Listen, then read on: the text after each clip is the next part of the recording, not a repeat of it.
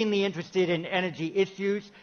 He worked very sensitively with the indigenous people of his state in Dakota, and as Secretary of the Interior, he oversees federal lands, but is also the chairman of the National Energy Dominance Council, the NEDC. And given the enormous consumption of energy in the United States, despite the fact that it's a net exporter of energy, there is a need to build more energy resource in the United States, not least as the U.S. seeks to maintain its advantages in artificial intelligence development fueled by very energy-hungry data centers. So this is a person who can bring together for this audience the issues of energy security, tech sovereignty, and the ways in which he can work with countries in this region and adjacent ones to ensure that the great promises of AI and of the new economies that are evolving are supported by sufficient energy. So with that slightly filibustering introduction to ensure that the room has settled, could I invite the Secretary of the Interior to take the podium and deliver his special address to this 21st Manama Dialogue. Thank you, sir.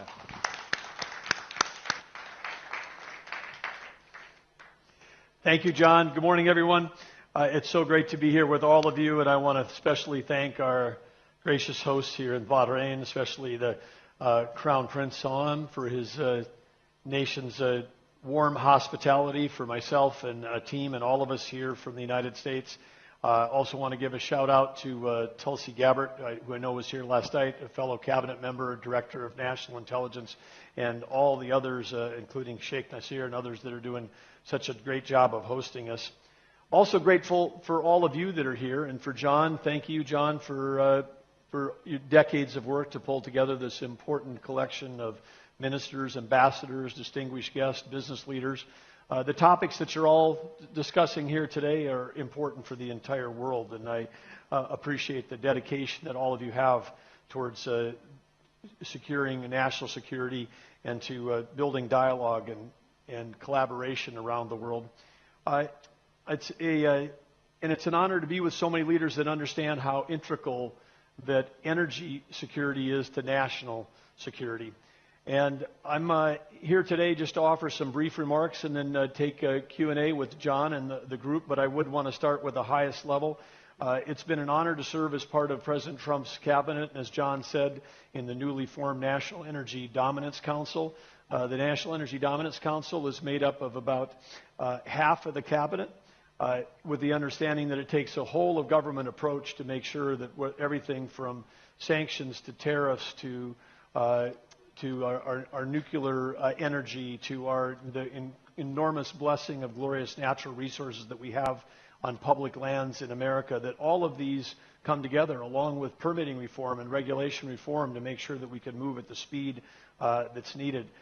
President Trump understands that national security is deeply entwined with energy security, and I think that you're seeing President Trump really exercise what we would call energy diplomacy in his work around the world. I've been asked to try to summarize the U.S. perspective, and I would put it into two words. Number one is peace.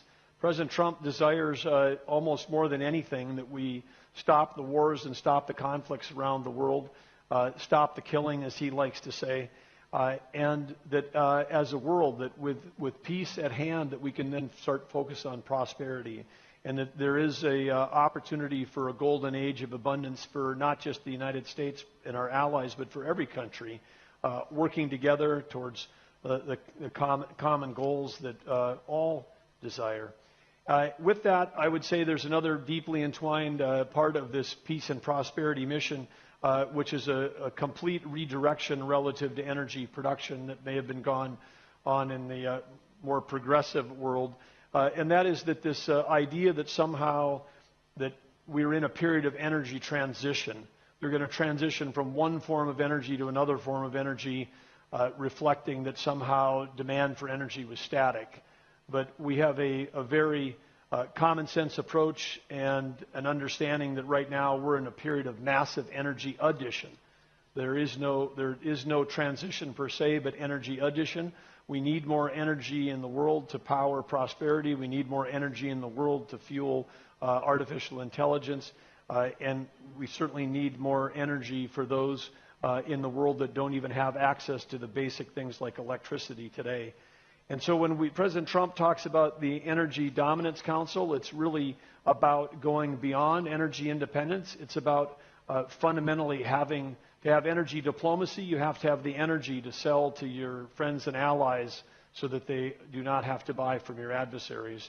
To have energy dominance is energy abundance, to be able to have affordable, reliable electricity prices for consumers and industry, but also to be able to have the power to be able to win the AI arms race.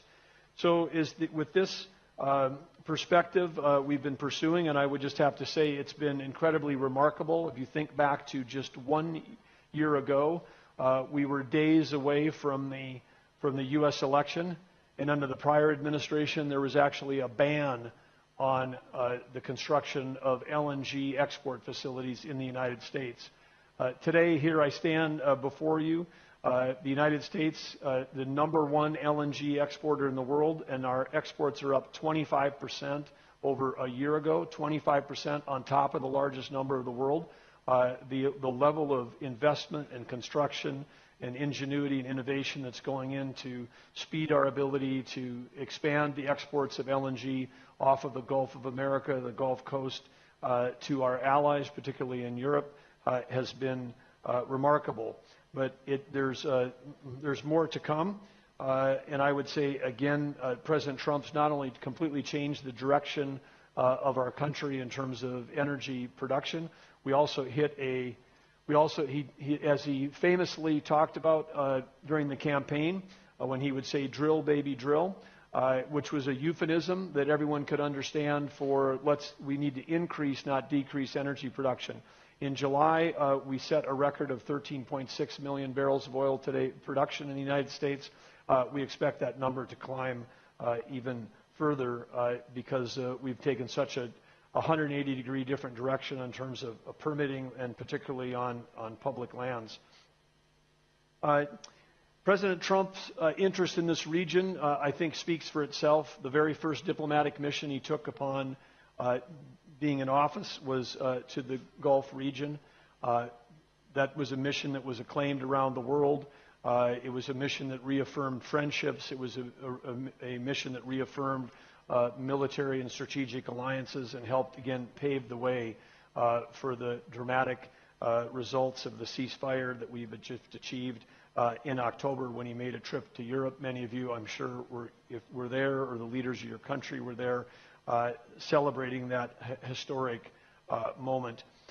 What's next in terms of the U.S.? There's one major conflict that rests heavily on Europe's and President Trump's mind, and that's the Russia-Ukraine conflict. There certainly is an intention to bring that conflict to a close. Like terrorism around the world and terrorist groups that were funded with sales of petroleum products, many of those coming from Iran. The Russian war machine is fueled by sales of oil and gas. And again, under the idea that we want to sell energy to our friends and allies so they don't have to buy from our adversaries, there's a concerted effort between the U.S. and the EU to be sure to be able to supply all the LNG that Europe needs so that they can stop buying Russian gas. This is going to mean investments in infrastructure in Eastern Europe. Certainly one of the strategic goals we have is a north-south corridor for LNG. The amount of LNG exports to Europe have hit an all-time high. The U.S. has the capacity. We have 5 more LNG facilities, all of considerable scale, coming online. We can meet all of Europeans' needs for replacing 100% of Russian gas with U.S. production. But we need the infrastructure. So again, investment opportunities abound in Eastern Europe as we give particularly those landlocked countries in Eastern Europe the optionality to have not just one pipe into their country, but 2, so they have the optionality of who they purchase from in the future. In closing, to wrap up this these opening comments is to just say, again, thank you to all of you that are here. And again, thank you to John for this convening. The opportunities for alliances with the United States have never been greater. The opportunity for partnerships and investment in our country have never been greater. As we move to onshore, reshore manufacturing, as we head into the AI era of AI, there's going to be increased demand for electricity in all forms. And I would just say on the AI front, it's important to understand that a kilowatt of electricity is worth more today than it ever has been in human history. A kilowatt of electricity now can not only turn on the lights in a beautiful room like this, or heat a home, or help move a car. You can convert electricity directly into intelligence. Software during my lifetime has been the one thing that has transformed human capability more than any other invention. It's something that's extended the capability of the human mind. But now with AI, where we can not only just develop products, AI software can actually develop code. It can start solving problems on its own, or problems that we would direct it to solve. And so there's going to be an explosion in productivity, but it also comes with that a demand for electricity. Every manufacturing plant in the future is going to be highly automated. If it's highly automated, it's going to have robotics. The robotics are going to require electricity. So there is a huge demand for electricity in the world, and there is a race that's on to make sure that the United States can have all the electricity that we need to win the AI arms race, and to make sure that we've got affordable energy prices for everyone. Because as you know in this room, energy is not a separate energy. It's not a separate industry. Energy is the basis of all other industries. It's in the clothes we wear, the cars we drive, the food we eat, and having affordable energy prices is the key to prosperity. So again, I'll close where I began, which is with gratitude for all of you, and for gratitude for being in a room of people that understand that energy security and national security are intertwined, but prosperity of the planet is also tied to energy policy. And with energy abundance, we can lift the lives of everyone around the world. With that, I look forward to taking questions from all of you. Thank you.